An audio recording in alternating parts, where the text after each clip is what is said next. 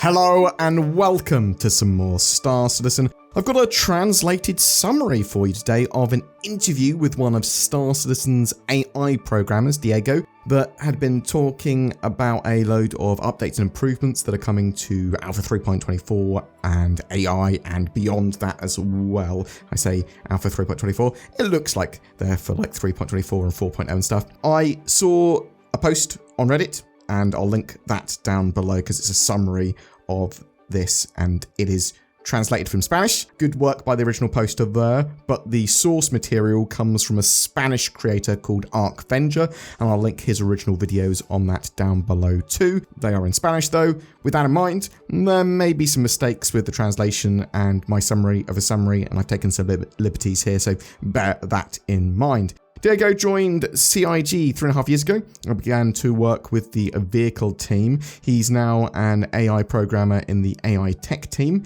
He helped develop the debuff and intoxication mechanics as well. CIG is a very different company and Star Citizen a very different game to work on due to it being sort of indie published. They don't have a publisher and its massively supportive community. Yeah, it's worth mentioning that a lot of sort of devs that work at CIG, if it's not their first rodeo, if they've been working for other companies before, they all say it's very different working at CIG because obviously they get to sort of work on this project which is very grand and there's a lot of sort of like cool stuff going on, but they don't have the same sort of stuff with crunch as far as I'm aware. They are sort of not having to deal with a publisher. It is a double-edged sword to be sure with development because development can take a lot longer, but I just think it's interesting that the way that sort of devs react. I want to see what devs say when if CIG and Star Citizen was their first sort of dev job, then they move on to another company. How does that then compare? Anyway, he went on to say that they sort of have 2-hour play sessions with the AI team every Friday, but he's trying to play more of the game outside that. There are plans to make AI better with a range of difficulties and for a range of missions and group sizes and that sort of stuff because they want different skills of AI. They want them to sort of have ace pilots and that sort of stuff, military style pilots, civilian pilots that panic, industrial and trade pilots, all that sort of stuff. And we know they've got different sort of levels of aggression and different tactics, and these sort of can be blurred together in groups. In fact, we know that CIG have been recently working on group behaviors. He went on to say that AI now feature a range of traits, such as reckless and cautious, but we know that there's a ton more behaviors that they've been building and pulling in from Squadron 42. Developers have taken inspiration from player behavior in the way they design their AI and the way that they act. Developers are working on enabling NPCs to seamlessly transition between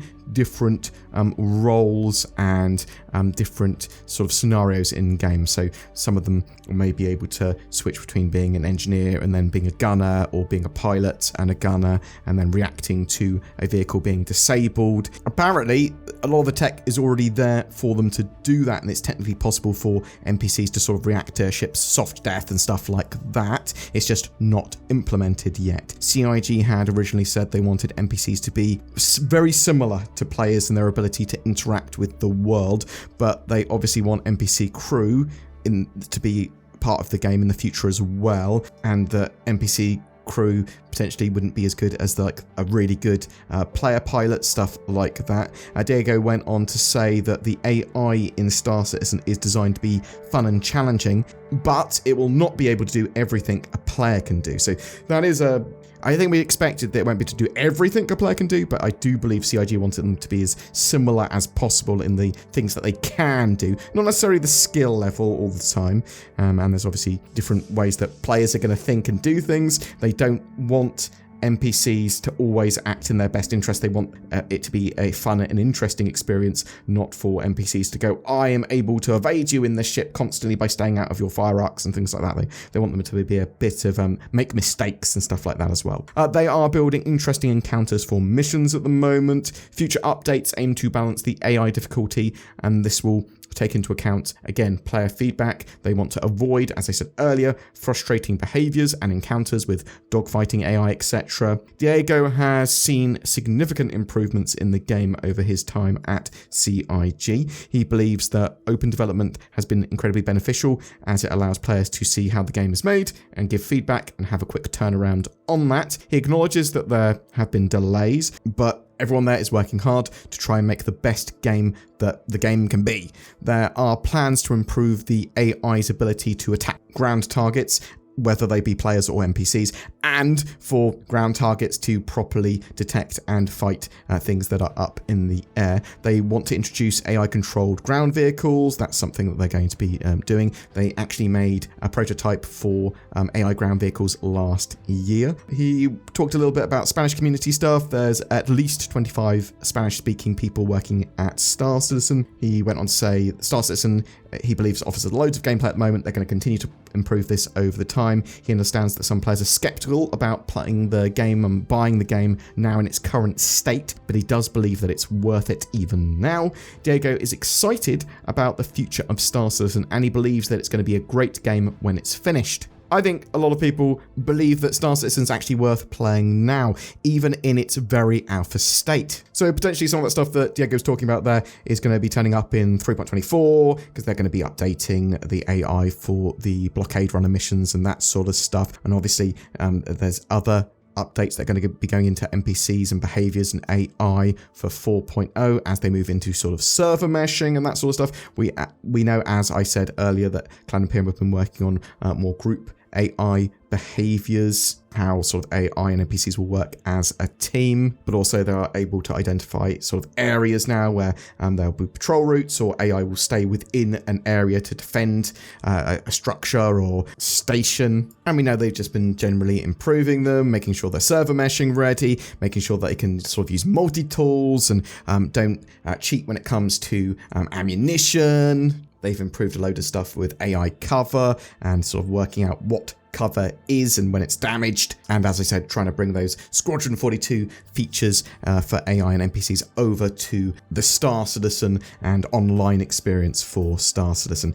Anyway, that's what I wanted to talk about. I'm really interested to know what you think. Did you like that? Well, if you're a Spanish speaker and you've watched those interviews, have I missed some bits? Because obviously I was using the summary for all of that, and my Spanish is absolutely terrible at best. And thanks once again to Archvenger and that original Reddit poster that chucked that summary up on there, because that must have taken a while to translate and actually get into a relatively accurate state. But yeah, tell me what you think in the comments below. Are you looking forward to NPC and AI updates? Do you think CIG are going to nail it once servers get into a bit of a better state? Because that seems to be one of the major things that's holding AI back for the most part, is that the servers and the server frame rate sort of drops, and then AI and NPCs don't act as they're supposed to. We do know that CIG have got a sort of horde mode planned for 4.0, so actually FPS horde mode for Arena Commander. Really looking forward to that.